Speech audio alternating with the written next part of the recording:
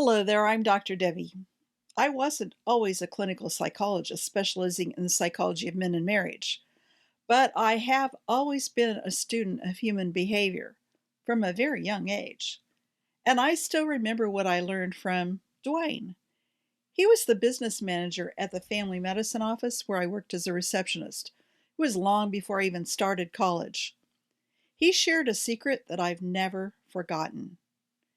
He came into the office one Monday morning as giddy as a teenager in love.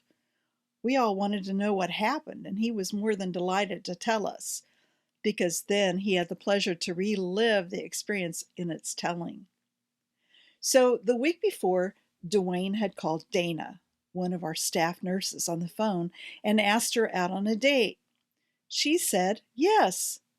Now, you should know they'd been married 19 years at that point, and they had two teenage daughters.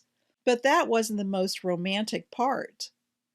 Dwayne left the house for a few hours on Saturday afternoon, bought his wife flowers, and showed up at their front door just in time to pick her up for their date.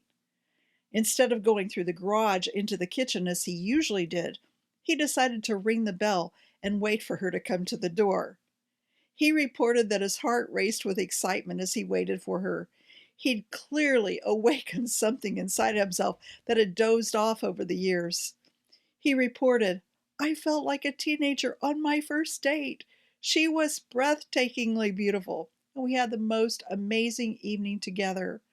I still feel the excitement of waiting and anticipation, just like we did when we first met." All these years later, I haven't forgotten the story of Dwayne's date with Dana.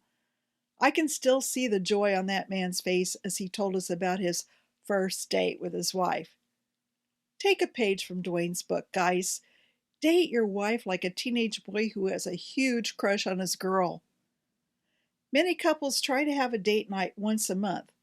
Some manage it once a week, but most are jointly planned, which usually means the wife does the planning and finds a babysitter. They spend time together, but it's not as romantic as it could be. You can switch that up, guys. First, you know her schedule and you know what she likes. Plan to take her someplace you haven't been in a while, someplace that requires both of you to get dressed up. Then call her on the phone. Don't text her. Actually, call her. It's old fashioned, I know, but you still remember how it's done, right? Ask her to go out with you, as well as when and where you want to take her. Because you've taken time to do your homework in advance, you should get a yes. If you have young children, make sure you have a babysitter scheduled before you ask her. You don't want anything to get in the way of her yes. When it's time to pick her up, ring the doorbell and wait on the front porch. Give her flowers or corsage. Open doors for her. Pull out her chair. Look into her eyes. Admire her. And listen to her talk about any subject she chooses. Don't worry about keeping up with all she says. If she suddenly asks you for a response, but you haven't been following closely enough to give her an answer, just smile and say, "I'm sorry.